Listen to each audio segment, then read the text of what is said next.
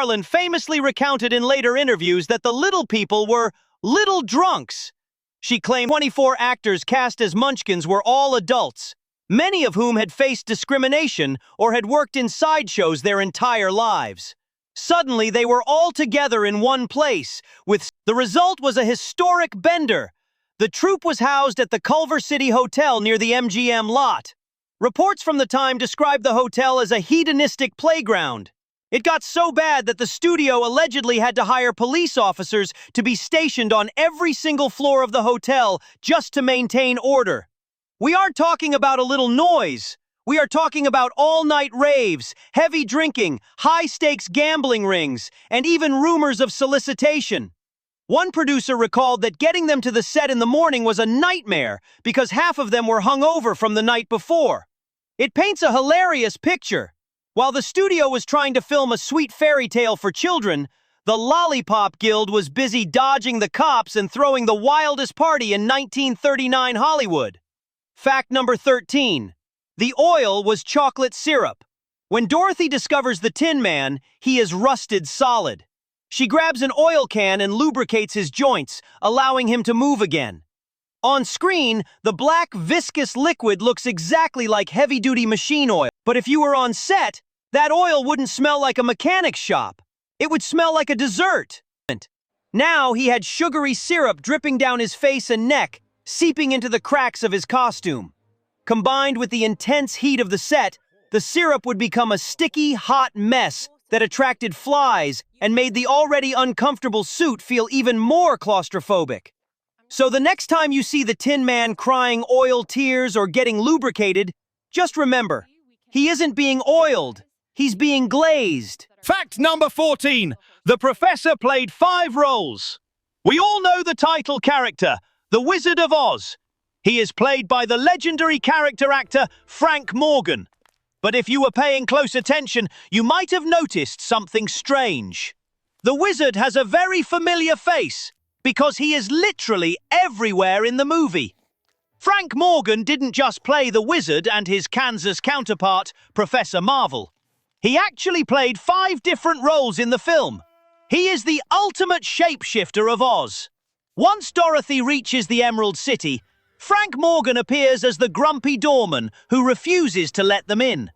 Then, casting. It was a brilliant, subtle, artistic choice. Remember, the entire movie is Dorothy's fever dream. In a dream, the people you know in waking life often populate your subconscious, wearing different masks.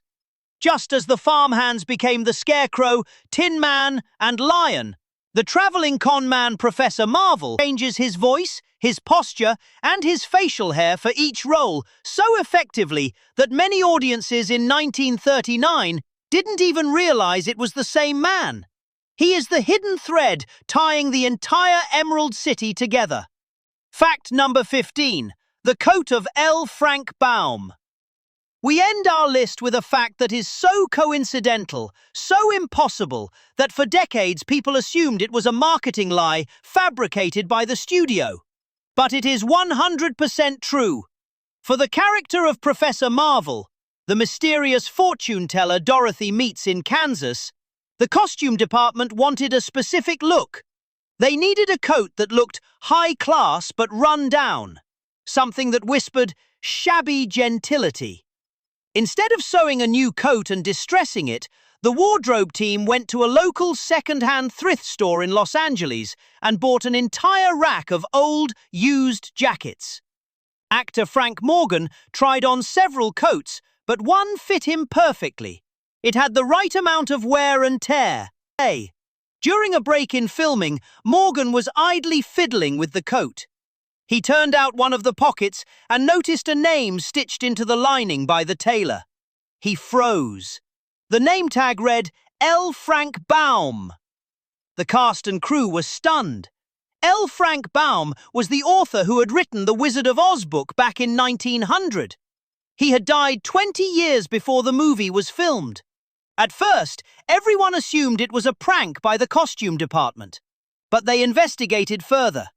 They contacted the original tailor in Chicago, and eventually they showed the coat to L. Frank Baum's widow.